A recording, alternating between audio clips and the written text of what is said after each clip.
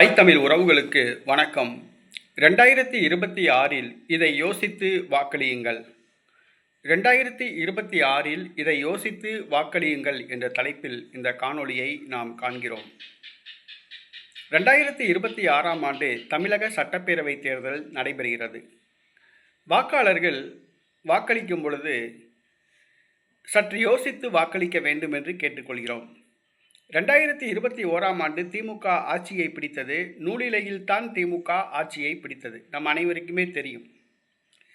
ஏறத்தாழ ஒரு 80 தொகுதிகளுக்கு மேல் திமுக கூட்டணி ஒரு 3000 வாக்குகளுக்கும் குறைவான வாக்குகள் வித்தியாசத்தில் தான் வெற்றி பெற்றது.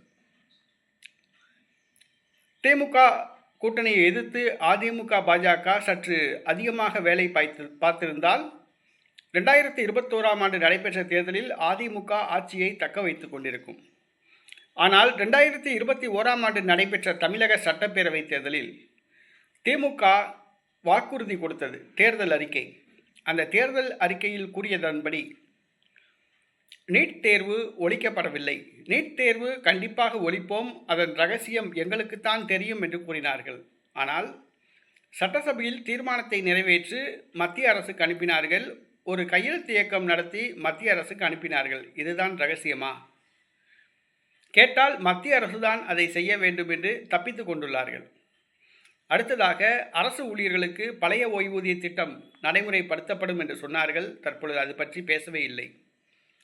இலவச பேருந்து பயணம் என்று கூறி ஏமாற்றிவிட்டு ஒரு சில வழித்தடங்களில் மட்டும்தான் இந்த மகளிருக்கு இலவச பேருந்து பயணம் அனுமதிக்கப்படுகிறது.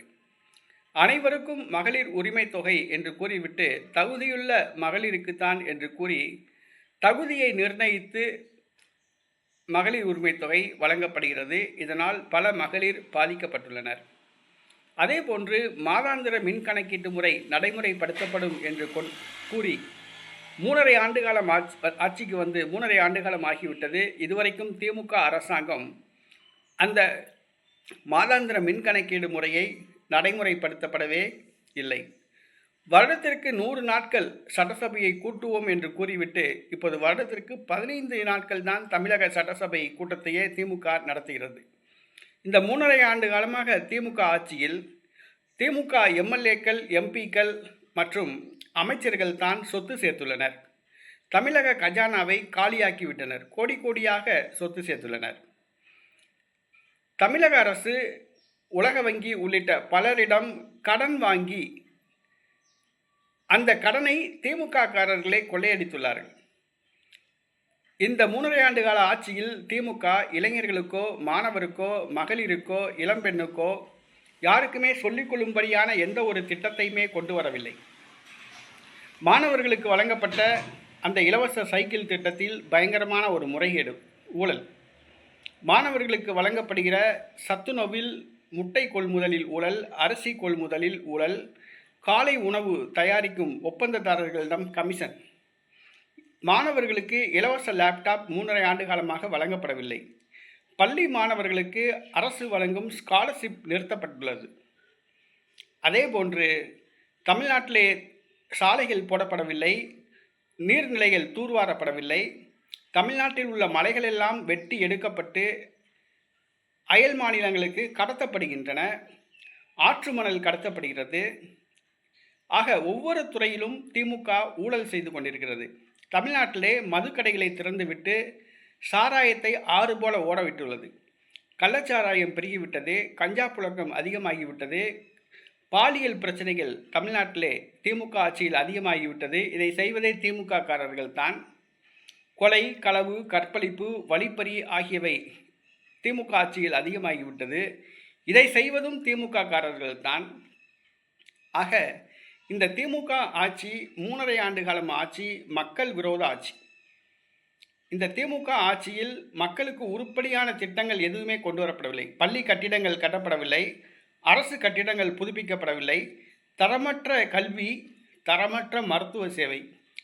இதுதான் திமுக ஆட்சியின் மாடல் அரசு.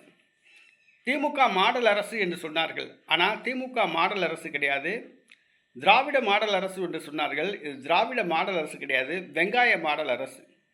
வெங்காயத்தை உரிக்க உரிக்க தோல் தான் வந்துட்டுருக்கு, உள்ளே போனால் ஒன்றுமே இருக்காது. அதே மாதிரி தான் இந்த திமுக அரசு வெங்காய மாடல் அரசு இந்த 3.5 ஆண்டு காலம் என்ன திட்டங்கள் நிறைவேற்றினாங்கன்னு சொல்லி பார்த்தீங்கன்னா ஒரு திட்டமுமே நிறைவேற்றலை.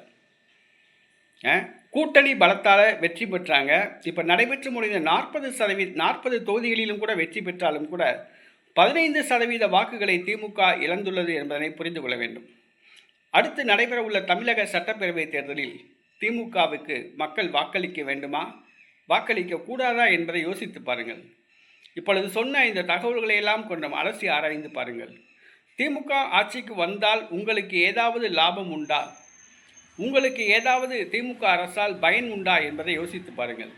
திமுக ஆட்சிக்கு வந்தால் திமுக எம்எல்ஏ, எம்பி, திமுக உறுப்பினர்கள் இவங்க தான் வந்து கோடி கோடியாக சொத்து சேர்ப்பாங்க.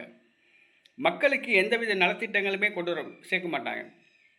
திருவாரூர்லேருந்து கையில் காசு இல்லாமல் புகை வண்டி ஏறி சென்னைக்கு வந்தவர் தான் கருணாநிதி.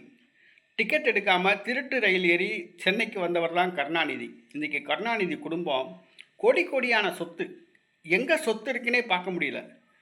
அவங்களுக்கே தெரிய மாட்டேங்குது எங்கே சொத்து இருக்குன்னு. அந்த அளவுக்கு கோடி கோடியாக சொத்து சேர்த்துட்டாங்க.